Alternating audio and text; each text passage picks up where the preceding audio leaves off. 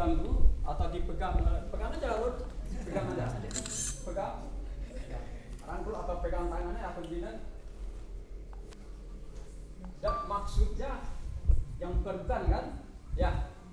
Anda harus bisa yang pertama sekali tenang dan kemudian mengalihkan logika keadaan, inspirasi pemikiran saraf otaknya kepada yang benar.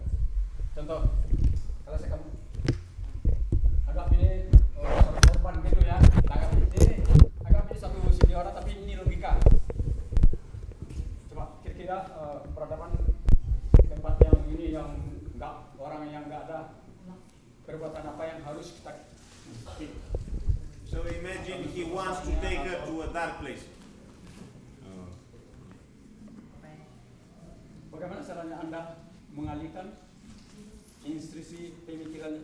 Wah, itu berarti Anda lawan. Nah, oke, coba.